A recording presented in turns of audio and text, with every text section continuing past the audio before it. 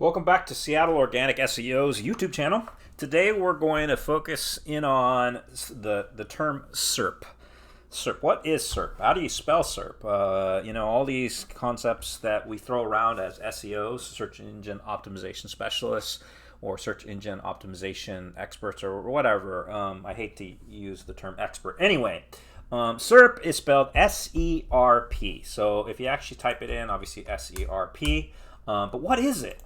I'm creating this video here today because I noticed that there wasn't a video actually explaining this, but there are a lot of results in a SERP. What is a SERP? So the SERP is actually search engine results page. So basically all the results that are returned to you when you make a search. So when I was here in Google and I typed in SERP, this is the SERP. So basically everything that's returned from the beginning all the way to the end. That is the search engine results page. We can also do the same thing within Bing, which is supposedly today in 2022 as high as about 26% or close to in terms of the United States domestic search market share. So with Bing, it's definitely different. They actually have put Snake up here. But here are all the results, and also they seem to use more of this right-handed section, which Google calls the knowledge panel. But here you can see the SERP in terms of Google is much different than the SERP, or the search engine results page, in Bing. So Bing and Google definitely differ. Now let's try this again here in DuckDuckGo, which is another up-and-coming search engine that people use, which is again very different in terms of how they lay out all the results in the search engine results page. So again, the search engine results page is literally a SERP. So if you ever hear that term from an SEO or somebody who's in the search marketing field, you now know what a SERP is. But one thing just beyond that, since we spent only a couple minutes here talking about what a SERP is why don't we talk a little bit more about what's in the SERP?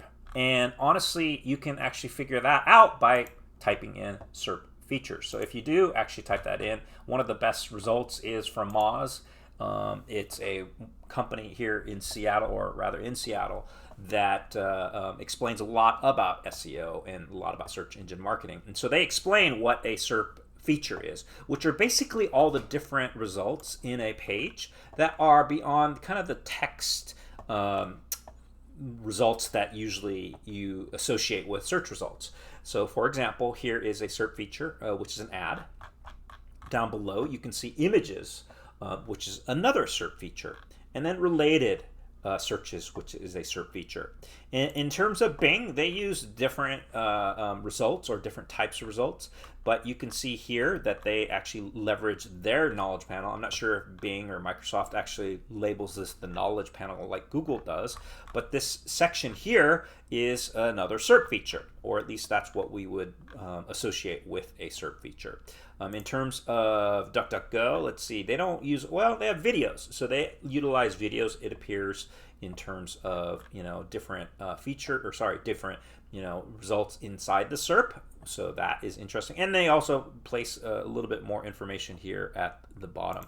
But one last thing I wanted to highlight, if you didn't know, if you are curious, like how much of the SERP has a particular SERP feature, like a featured snippet, which is basically the top result on a search result in Google, or a local pack, which are those little 3-pack local results that are associated with a specific geography or geo-specific area. So let's say you're in Seattle or LA, and you see 3 results that are very specific to your area. Those are the local pack results. They do have this little tool within SERMRush called SERMRush Sensor that highlights how much on average they see these different type of SERP features that show up for each of those type of searches.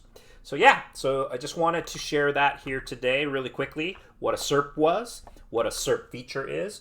There are a lot of different SERP features, so if you read through this article or this post from Moz, you can learn about all of the different ones that have occurred through the years. You can also, like I said, learn more about what is showing up via SERMRush Sensor in terms of what they believe are the types of SERP features that do show up for the different type of searches. So hopefully that was helpful, and thanks again for joining us here on Seattle Organic SEO.